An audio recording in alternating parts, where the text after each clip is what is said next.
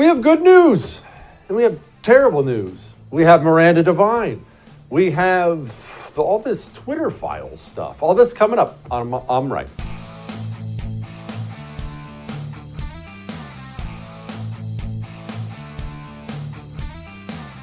Okay, let's unpack what the big news out there is right now. The Twitter files, that's what everyone's calling it, the Twitter files. Now, you're probably not even on Twitter. I know that because I look at the percentages of society that's on Twitter, and most people are not. So allow me to do a brief explainer. Twitter is simply a social media, most people use it on an app. You can go to a website, but it's an app where you just post whatever you want. It's real short. It's supposed to be short. The brevity of it's what it is. But it is, whether you're on it or not, a hugely important thing now for sharing information and communicating with other people. If you don't use it, fine. I'm not encouraging you to use it. I do, but it's fine if you don't. Don't worry about it. You're not missing out. But you should know it is important because important people think it's important. And here's what I mean by that. Let's say you're not on it. Fine. Joe Biden is. World leaders are. The FBI is. The people who bring you the news, they are. Entertainers, athletes, educators, they're the people who lead the cultural institutions of society are on it, and they think it's important. So whether or not you do or I do, I really don't, but whether or not we do, whether or not we agree, it is important. Now, what happened? Leading up to the 2020 election, it's not exactly breaking news. Social media companies like Twitter and Facebook chose to censor a horribly damaging story for Joe Biden. This would have dropped in October, right before the election. Hunter Biden is not only a cracked out mess, Hunter Biden is involved in corruption with apparently several countries all over the world. And if you believe the information that has now been verified on the laptop, his father is as well through Hunter Biden. Kind of a big deal. So Hunter Biden gets hammered on who knows what, takes his laptop to a laptop repair shop, leaves it there, and the way the rules work, if you leave a laptop in a shop for too long, it becomes their possession and everything on it becomes their possession. So Hunter Biden, who apparently likes to record with his phone every bit of criminal activity he's ever committed, brought his laptop full of that activity into a computer shop and then probably forgot he left it there. Okay, that catches you up. Now, what actually happened? Well, Elon Musk bought Twitter.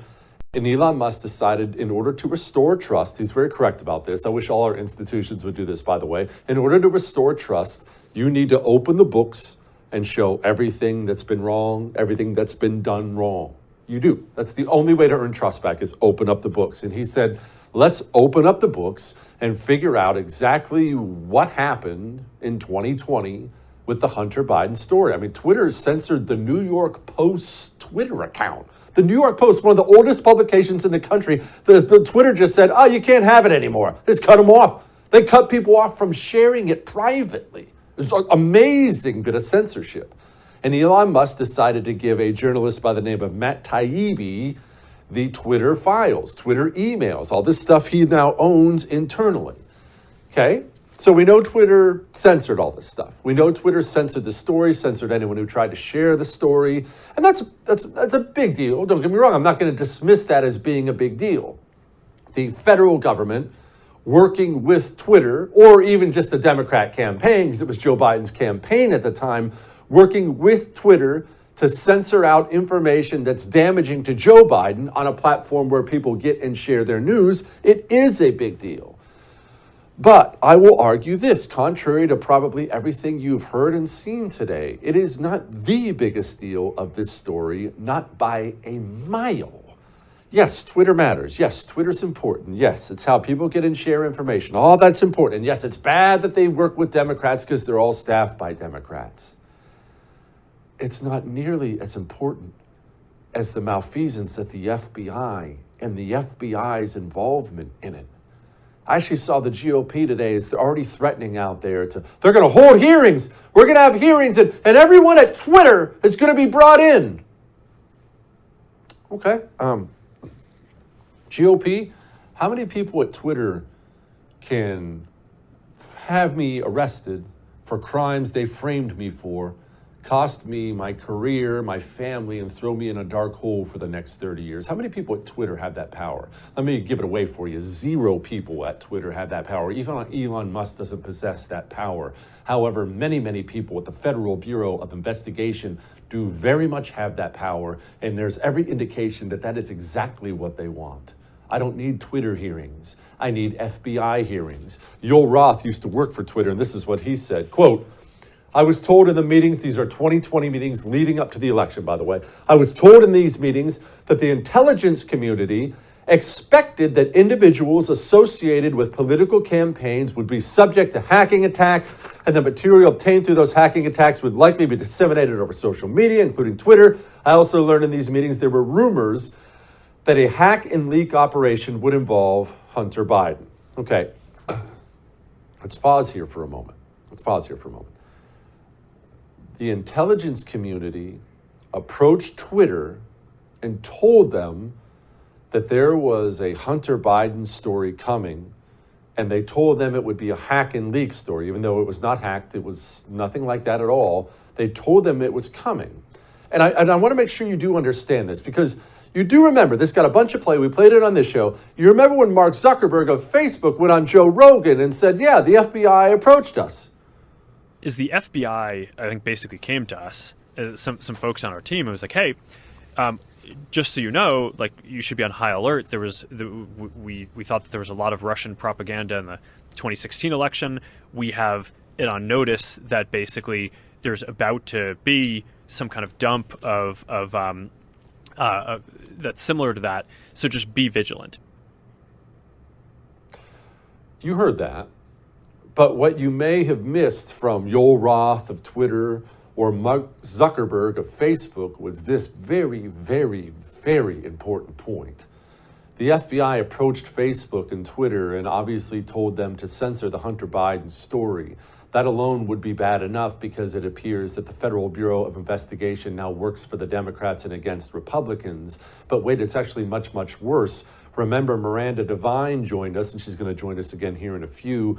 Miranda Devine joined us and informed us the FBI approached Facebook and now apparently Twitter before the story came out and told them it was going to come out. Which means not only is the FBI working on behalf of Joe Biden and the Democratic Party and against Republicans, the FBI is apparently collecting so much information on American citizens that they can find out a damaging story for Democrats is coming ahead of time, and then they will take the steps necessary to make sure the story never sees the light of day. I don't want to hear another word about Twitter employees being called in front of a Republican Congress. I don't give a crap about a bunch of communists who work at Twitter. I want to know who at the Federal Bureau of Investigation is going to spend the rest of his or her life in prison for taking his position of power at the FBI and abusing the American people with it. I don't want hearings. I don't want this. I don't want that. I want to know when the trial date is set for the people at the FBI who think that it's their duty to politic on behalf of Democrats. Not hearings, not resignations, not he's getting fired. I want to know a trial date.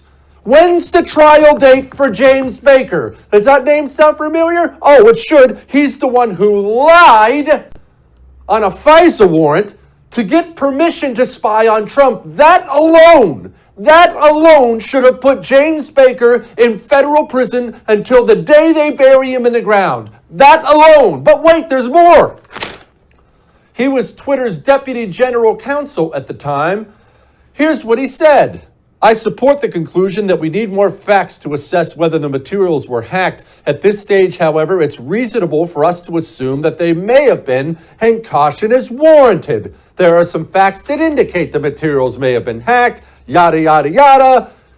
When is James Baker going to prison? That's what I want to know. I don't care about Twitter hearings, or we're going to haul this Twitter employee in front. I want to know when James Baker goes away for the rest of his life. I want to know when the more than 50 former intelligence officials, high-ranking ones in the United States of America, immediately and publicly came out and told every media outlet out there that this was Russian disinformation. Do we have an intelligence community that now works only on behalf of the Democratic Party and against Republicans? And if the answer to that question is yes, and there is every indication that the answer to that question is yes, guess what? There is nothing more important happening within the borders of the United States of America that ends the United States of America unless that problem is fixed. So once again, I need to stress this. I don't give a crap about Twitter employees.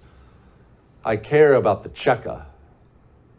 I want to know what's being done about the Cheka. You realize when the New York Times runs ridiculous propaganda like this, they do this with information leaked to them from the Cheka. Biden's secret emails. A really fishy story. The Post claimed that the emails were found on a laptop computer that was brought to a repair shop in Delaware in the spring of 2019. The FBI is now investigating whether those alleged Hunter Biden emails are actually connected to a larger foreign intelligence operation. They may be related to a foreign intelligence operation. Foreign intelligence operation. Foreign intelligence. Foreign intelligence. Foreign intelligence operation. For all we know, these emails are made up. The information found on the laptop may be part of a Russian disinformation campaign. Part of a Russian disinformation effort. Described by many intelligence experts as having hallmarks. All the hallmarks of a Russian disinformation. Russian disinformation campaign. This is a classic example of the right-wing media machine. Creeped out yet? So let me just put a bow on all this with this. We have evil tyrants in this country. Many, many, many evil tyrants in this country. We have Democrat after Democrat after Democrat feeling totally comfortable now, running to the television every chance they can get and explaining very clearly that they don't believe your rights, First Amendment, Second Amendment, doesn't matter the amendment, they don't believe your rights are absolute at all. No amendment is absolute. You can't falsely scream fire in a crowded theater. Second Amendment's not absolute. When it was passed, you couldn't own a cannon.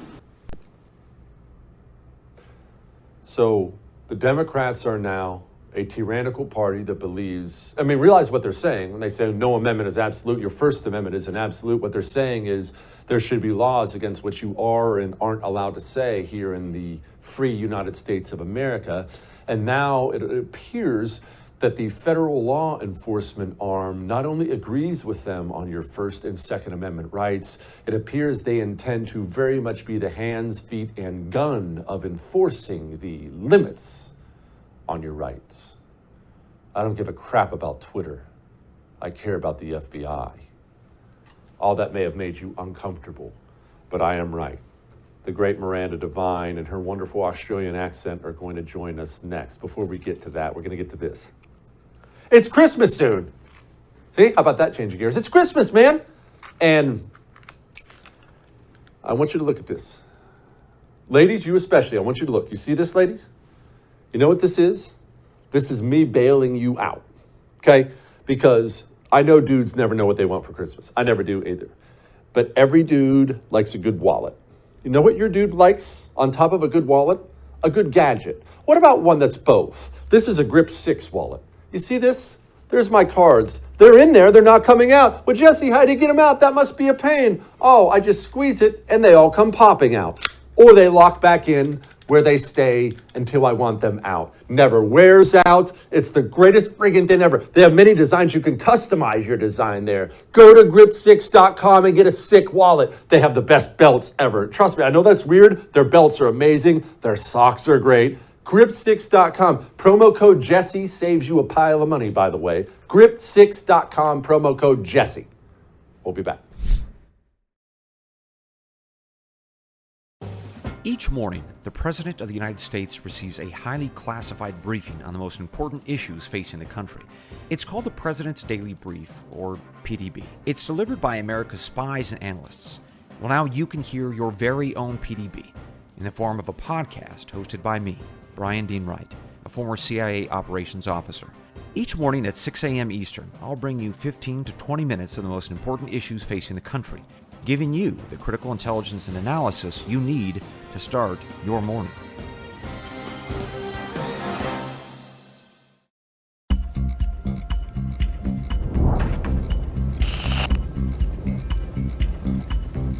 One of the threats that the FBI has alerted our companies and the public to was the possibility of a hack and leak operation in the days or weeks leading up to this election. The possibility of a hack and leak operation. Joining me now, the great Miranda Devine. I recommend you check out Devine online. Also, she's the author of the book you should read if you want to understand what's going on right now with this Hunter stuff laptop from hell. Miranda? Okay, I think people get confused about the time frame of everything. I was confused until you clarified on the show. So for those who missed it the first time, when did the FBI approach Facebook and Twitter about the Hunter Biden laptop story? Hi, Jesse. Well, the FBI was having meetings throughout the lead up to the 2020 election every week with Twitter, with Facebook in San Francisco. And that was during those meetings, we know that they basically pre-bunked our story. Before it came out in October, they were telling Twitter to expect a hack and leak operation by state actors, meaning Russia, likely involving Hunter Biden, likely to happen in October. And of course, that was when our story came out, October 2020, our Hunter Biden laptop story, which implicated Joe Biden in the family influence peddling scheme and would have been very detrimental to his campaign. Okay, Miranda, I have to ask, did they have some sort of a crystal ball at FBI headquarters I wasn't aware of? I guess maybe you should clarify for everybody, how would they possibly have known that you had a Hunter Biden story coming out? Well, they were spying on Rudy Giuliani throughout 2020. The FBI had a covert surveillance warrant on him since about a month after he became President Trump's personal lawyer, going on for 2 years. And that encompassed the period when John Paul MacIsaac, the computer repair shop guy who gave the laptop to the FBI, he was emailing Rudy Giuliani because he was concerned that the FBI had buried it. And he sent in August of 2020 an email with chapter and verse about his concerns with what the material on the laptop about Ukraine in particular and national security problems that he saw that Joe Biden would have because of the millions of dollars that flowed through to his family in their influence peddling business overseas, which Joe Biden said he knew nothing about. And so the FBI would have had access to those emails from John Paul MacIsaac to Rudy Giuliani, and they also would have had access to my communications with Rudy Giuliani in October of 2020, in which they would have picked up that the New York Post was running a story and roughly when it would run. So the FBI knew what was going on. They also knew the laptop was genuine and not hacked material because they'd had it since December 2019. They knew that John Paul MacIsaac was a credible and honest man, and because they'd interviewed him and they'd taken the laptop from him. They knew that Rudy Giuliani would get this story out before the election, and they moved to make sure that as soon as it came out, it would be censored by big tech, and it was. Miranda, I'm so unbelievably creeped out by the levels of corruption at federal law enforcement. Can we circle back to what you were talking about before? Weekly meetings. When did these weekly meetings start, and what was the justification for that? That's such an odd thing. Hey, we're going to have weekly meetings at Facebook. What's this all about? Well, we know this from two sources at least. So most recently from the deposition given by FBI agent Elvis Chan to in that lawsuit that Republican attorneys general from both Missouri and Louisiana have brought against the Biden administration for exactly this sort of censorship, collusion with big tech of various federal agencies, not just with the laptop, but also to suppress any dissenting voices about, the COVID vaccines or the lockdowns, or even criticism of the Biden administration's botched withdrawal from Afghanistan. So a very Orwellian operation, and this lawsuit is getting to the bottom of these First Amendment violations. And so last week on Tuesday, it was the turn of Elvis Chan, the FBI agent from San Francisco, who coordinated those weekly meetings. And he said, in his words, they were weekly meetings, but unlike Yoel Roth, who's the former Twitter integrity site integrity manager, who Yoel Roth wrote in a sworn declaration that at these weekly meetings, the FBI had said that there was going to be Hunter Biden material, that it was a hack and leak operation by state actors, aka Russians. So Yoel Roth from Twitter said that that's what the FBI warned them. But in his deposition last week, Elvis Chan didn't accord with that. He said he couldn't recall whether Hunter Biden was mentioned. Couldn't recall. Yeah, I'm sure he can't recall. I'm sure he never took notes or anything like that. Okay, Elvis Chan sounds like a horrible human being. Are there other names at the FBI we should be aware of right now? Who are these names? Because I keep feeling like the same people keep popping up, Miranda. Well, funny you should say that. I think one of the integral people is a man by the name of James Baker. James Baker was the top lawyer at the FBI, there you've got a photo of him, throughout the Russia collusion scams. He was involved in everything from the, false Pfizer applications, from the Alpha Bank fiasco, the Steele dossier, you name it. James Baker signed off on it. So after he was forced out of the FBI because of these scandals, where does he pop up? He pops up at Twitter as Twitter's deputy top lawyer, deputy general counsel. He's still there. Strangely, Elon Musk got rid of most of the legal team, but he kept on James Baker, and you wonder why. And maybe the presence of James Baker explains why, even though Elon Musk said he was coming clean about the Twitter files, there was a curious omission, and that was any mention of the FBI's involvement, which we know occurred thanks to Yoel Roth.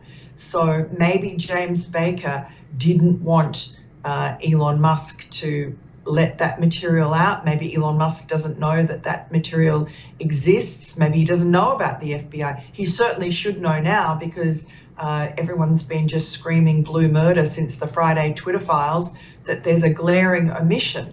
And Matt Taibbi, the Substack journalist who was deputized by Elon Musk to disseminate this information on Friday, the Twitter files, he made a very curious statement. He said, there's no evidence that I have been shown of any federal government involvement. Well, that's just not right. So Matt Taibbi just hasn't been shown that information. Why not? And he really should insist. Matt Taibbi has said on his Substack that he had to agree to certain conditions with Twitter, but leaving out the FBI's role should not be a condition that any journalist would ever agree to. Frightening situation we have in this country right now. Miranda, we love you. Come back soon. Thanks, Jesse. Still think this is about Twitter?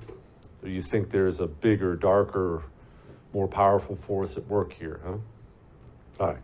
We're going to talk to Margot Cleveland about everything. We'll bring this up. We'll bring up the Georgia runoff. We got all kinds of stuff still. Now, when you have a country that's kind of tearing itself apart like this, and we're going our separate ways, everyone can see it, you got to pick your team, and you got to support your team. You got to make sure you don't support their team. And look, we all have a small role to play in this. Where we buy goods and services is a really important role in this. The power your money gives you is incredible. If we would patronize businesses that share our values and avoid businesses that don't, we would have huge cultural gains in this country. And you have the ultimate tool waiting for you on your phone. It's the Public SQ app. Public SQ is the ever-growing database of businesses that share your values. Got to go out today? You need something? Public SQ is where you go first. First. Need a plumber? Need some new clothes? Need this? Need that? Public SQ. Put your money where your morals are. Download it from the App Store today. We'll be back.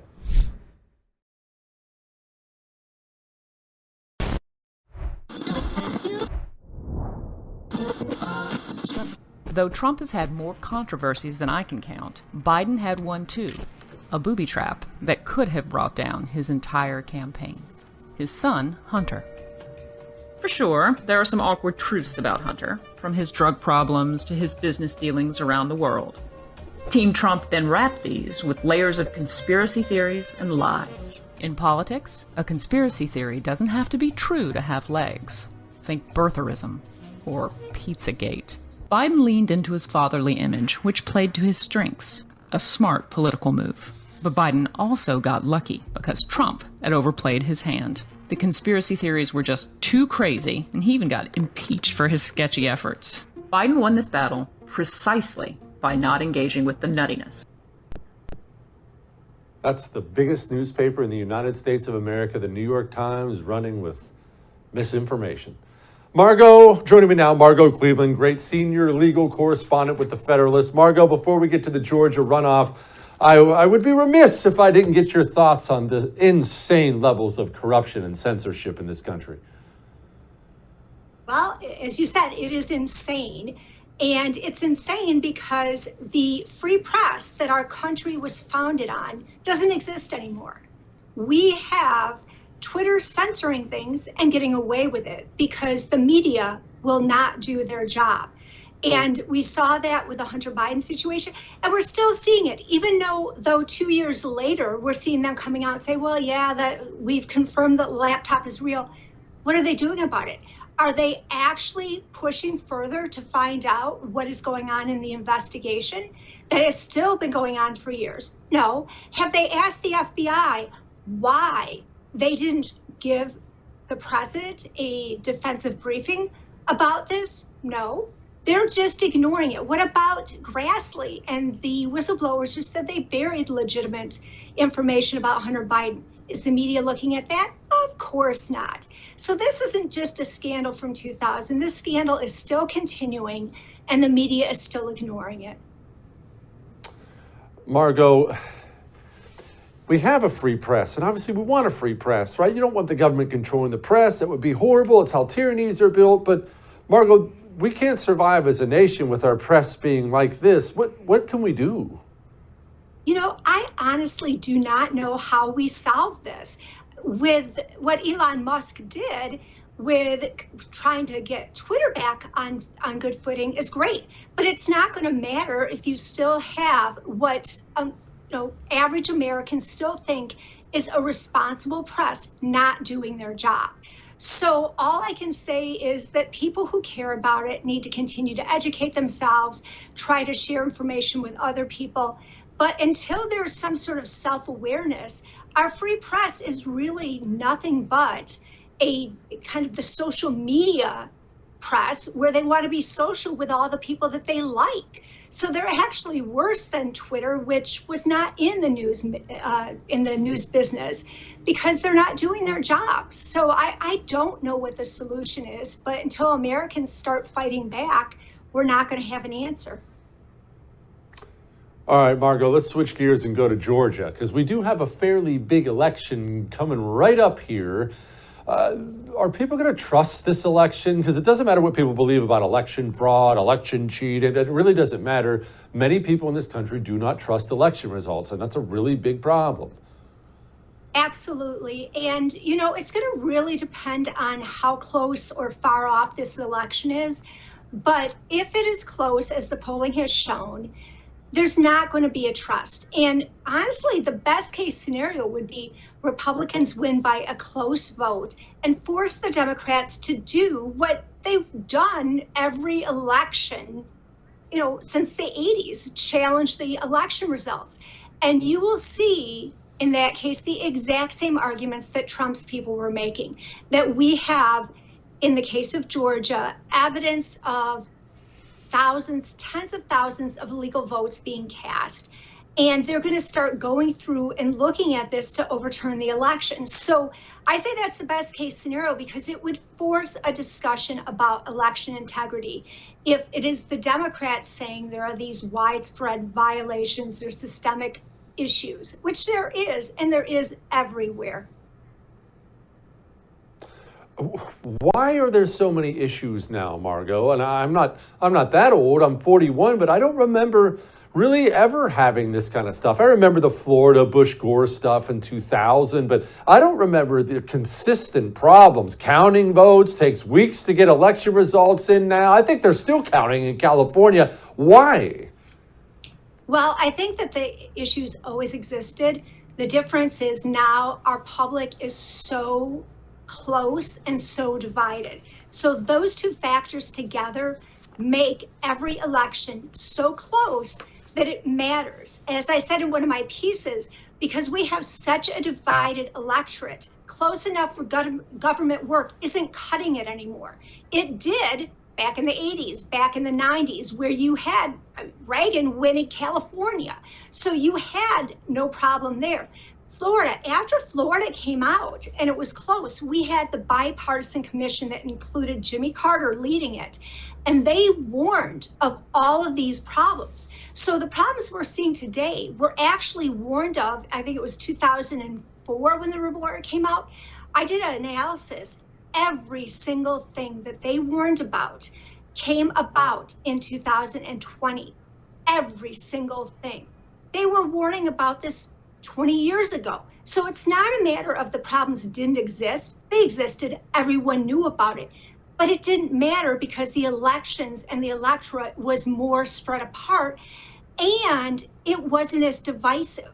So now when you have a close election, everyone is assuming that the other side did something wrong, whether it's voter suppression claims or it's claims of an election being stolen. So that's the difference now. And the only way we're going to heal the country is if we actually start taking this seriously. And there's no reason it can't be. We have the technology, we have the ability to make elections where there's transparency, there's clarity, where the rules are actually followed and courts are not making them up along the way. Okay. Why don't we then? It seems, because you're right, the technology is so good. I mean, we have elections from paper ballots where we had results in election night. For all over the world, this still takes place. We're all electronic here. Everything's uploaded immediately and it takes weeks. What? It's all political at the end of the day, that anytime there's a decision, anytime there's a push made to have new laws put into place, you will have one side or the other pushing back about it. And in general, what happens is Republicans want to tighten things up, Democrats don't, which always makes me wonder, what are they afraid of about making sure the elections are secure, that they're transparent, that the rules are followed, where Republicans want those things. This isn't the situation where 20, 30 years ago, you literally had people who didn't have a birth certificate because they weren't born in a hospital. That might have been my mom from 1929. We're not talking about that situation now where those types of voter ID laws, things like that, could actually disenfranchise anyone. So it really comes down to its politics. And until Democrats feel the pain, they're not going to do anything. And that's why I say the best case scenario is in Georgia that the Republicans win by a very small margin. And it makes Democrats face the problems with the electorate. Margot Cleveland, thank you so much, Margot. I appreciate you. Thanks so much, Jesse. Take care. All right. We have military news. Most of it's bad. I guess some of it's good. We'll talk about that in a second. Before we talk about that, let's talk about Christmas time. It's Christmas time. What do you get people? If you're a bad gift giver like me, you need suggestions. So maybe you're still on the hunt out there. What's something different you could get somebody? Why don't you give them the gift of clean air in their home, in their office? Eden Pure Thunderstorm doesn't cover up the odors in your home. Cooking odors, people odors, pet odors, dirty feet if you have sons like mine. Eden Pure takes the odor out of the air. It kills viruses and mold in the air. You walk into a room, go plug one of these in and walk back in your room an hour later. It's like you walk outside after it just got done raining. It can smell like that in your home all the time. They have 3-packs for sale for my viewers. You have to go to EdenPureDeals.com, code Jesse. That gets you a 3-pack for $200 off. EdenPureDeals.com, code Jesse, $200 off, free shipping. Go now.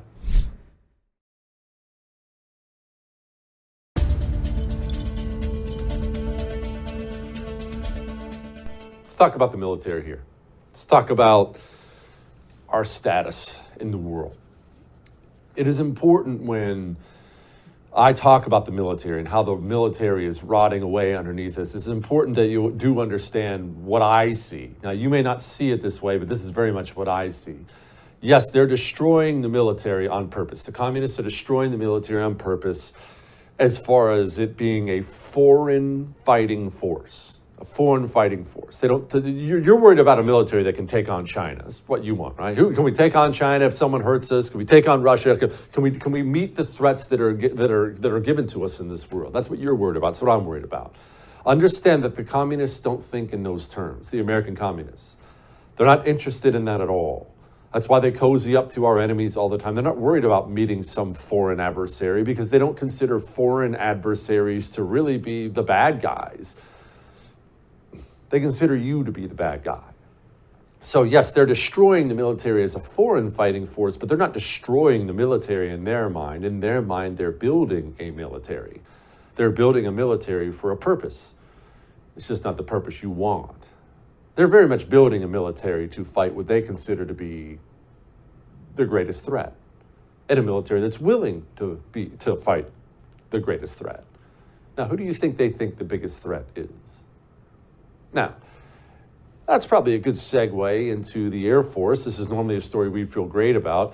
They have released a new stealth bomber, the B-29 Raider, the first brand new bomber like this since the Cold War. Apparently they're buying 100 of them. They cost about $700 million a piece. Well, that's really fantastic news unless you figure out that bomber is as likely to fly over Oklahoma as it is over China. Now that gets a little bit darker, doesn't it? It's just getting a little too tinfoil on your head. If you're sitting there right now saying, Jesse, stop being so ridiculous. This is over the top. No one would use the military to fight their own citizens. I would simply invite you to go open, a history book and see what communists have done consistently throughout history. Consistently, time and time and time again. Please don't be naive. Oh, they would never. Come on now, grow up. This is the real world. Why do you think we have a Navy, once the pride of the globe? Remember, our World War II Navy was beautiful. It was special. I love reading about it. The training and the sailors and the commanders, they were just the best. Why do you think we have a Navy now that consistently runs into things? Either they're running into fishing boats, or they're running into underwater mountains, or they just, in San Diego Bay, they just nearly collided in San Diego Bay. Why do you think that happens? How does that happen? How do you go from having a World War II Navy that's incredible to a Navy now that can't seem to navigate around fishing boats? You know, that's kind of a big deal, right? If the Navy can't steer its ships, it's really a pretty big deal. How does that happen? Well, once you start rotting the personnel out from inside of the military, and the good people, the great people, when they're leaving, when they're getting out now for a bunch of different reasons, and they're taking all that institutional knowledge with them, when the media is focused, when the military is focused on going green, going gay, braiding hair, you're going to eventually have a military that's devoid of any real leadership out there. And soon, you may have a brand new stealth bomber or a brand new battleship, but you don't have the personnel that can actually operate the equipment. And that's a pretty big deal. When these people are 4-star admirals, it's a really big deal. Please proactively seek opportunities to speak about what you know. Our task is to educate the public in as many forums as possible. And we need to have these conversations that question the assumptions that are underlying today's attacks on trans people. The truth that we need to confront now is that medicine and science are being politically perverted around this country that destroys human lives. And we have reached a tipping point for the role in medicine and civic life, for the health and well-being of LGBTQI+ youth and other Americans. We as doctors and as people who love our communities and love our nation have to confront the fact that the language of care and compassion that they're using is being taken for granted to literally tear our communities apart. So we have to stand up. You want to know why the Navy plays bumper boats? It's because the guys who actually know how to operate ships, they don't want to serve in a military like that. Oh, and did I mention the vaccine mandate? Back to the Democrats building the kind of military they want. We still have a vaccine mandate in place in the military, which makes no sense whatsoever considering the vaccine, everyone admits now, doesn't stop the spread of coronavirus. Therefore, there's no point in having a vaccine mandate anywhere. But we do have a vaccine mandate still in place in the military. Why? Well, because they're purging people who think like you. Now, why do you think they want to purge people who think like you from the ranks of the military? Why do you think that is? McCarthy spoke a little bit about the vaccine mandate. And we're working through what is the NDA, the National Defense Bill. We will secure lifting that vaccine mandate on our military. So just to be clear, you're saying in the NDAA, which will drop next week, the vaccine mandate for the military will be lifted? Yes, it will. Otherwise, the bill will not move. Okay. That's good that he's talking that way. I know it's fashionable to rip on McCarthy. I have my own problems with McCarthy, but it's good he's talking that way. But I do think it's going to take a long time to convince people in leadership, maybe your neighbor, maybe your brother, maybe your sister.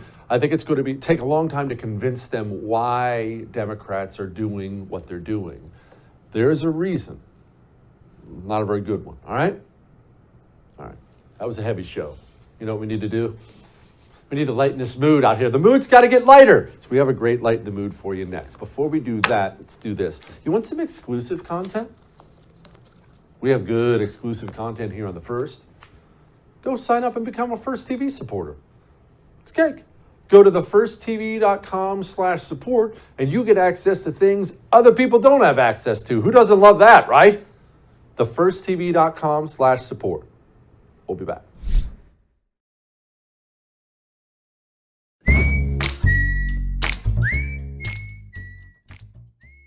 All right, it's time to lighten the mood. And you know what I love? Especially in this era with all this dark news, you know what I really love? A feel-good story. I love a feel-good story. And you know what makes me feel good? What makes me feel good is when bad people get what's coming to them. I know that's bad. Probably makes me a bad human being, but gosh, I can't help but enjoy it. For instance, if you're some young piece of trash who knows what you're going through and you decide that you're going to get a little physical with your bus driver and you don't seem to realize your bus driver is about to pound you into a fine powder.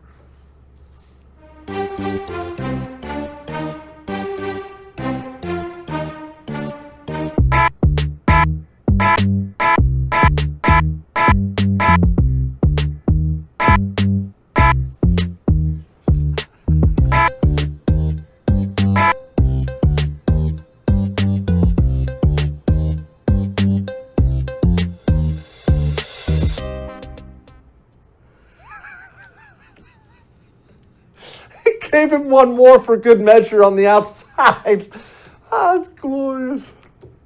I'll see you tomorrow.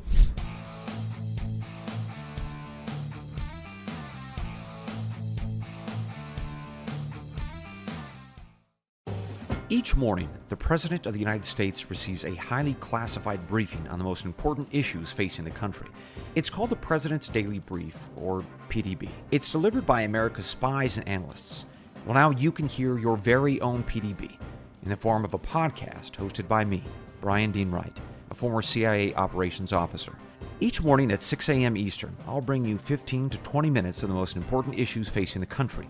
giving you the critical intelligence and analysis you need to start your morning.